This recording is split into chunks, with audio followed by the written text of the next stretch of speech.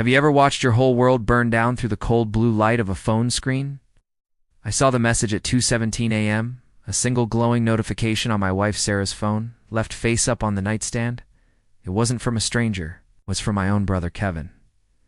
The text was simple, just 3 words, still thinking about it. But it was the string of heart emojis that followed which turned my blood to ice. Her yoga classes 3 nights a week, the late-night work dinners, the sudden need for privacy at all, clicked into place with the sickening finality of a coffin lid shutting. I stood there in the silent darkness of our Chicago brownstone, the city lights of Wicker Park a million miles away, and I knew my life was a lie. But they didn't know that I knew. They thought I was the same trusting fool I'd always been. They had no idea I was about to become the architect of their ruin. If you genuinely enjoy our stories, please subscribe to the channel. Tell us where you're from and what time it is right now. It's always fascinating to know how far our story flows.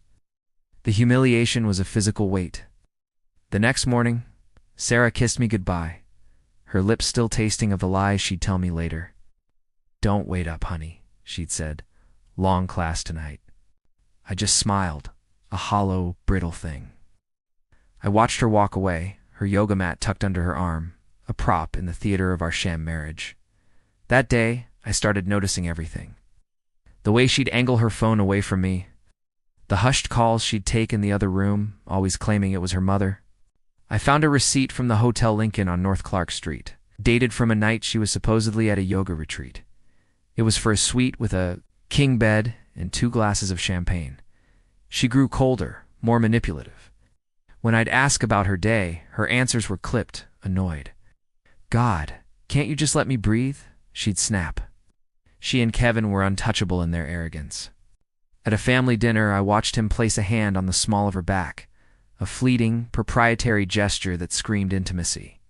They shared a look across the table, a silent, smug conversation that excluded everyone, especially me. They thought I was oblivious. They were wrong. That night, I went into my home office and wept. It was a gut-wrenching, silent breakdown, the kind that tears you apart from the inside out. When the tears stopped, something new was there in their place. Cold, hard resolve. The next phase was methodical. I wasn't a fool anymore. I was a strategist. I installed a keylogger on her laptop and recovery software on our shared cloud account. The evidence flooded in, emails, deleted photos, reservations. They weren't just meeting up. They were planning a future. They talked about my inheritance, my assets, how they'd break it to me after they had secured a comfortable exit strategy. My pain morphed into a quiet, simmering rage. I contacted the best divorce attorney in Chicago, a shark named Marcus Thorne. I didn't just want a divorce. I wanted to leave her with nothing but the consequences of her choices. We set the traps. I transferred my most valuable non-marital assets into a blind trust. I documented every lie, every expense, every secret meeting. The public exposure was set for our 10th anniversary party. We'd booked the rooftop lounge at the J. Parker overlooking Lincoln Park, the very place she'd taken my brother.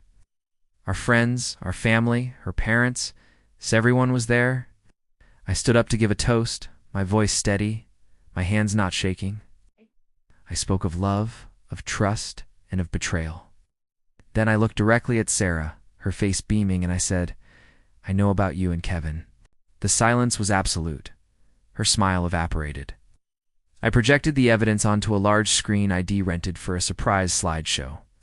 The hotel receipts, the romantic emails, a photo of them kissing on a street corner in the Gold Coast, taken by a private investigator.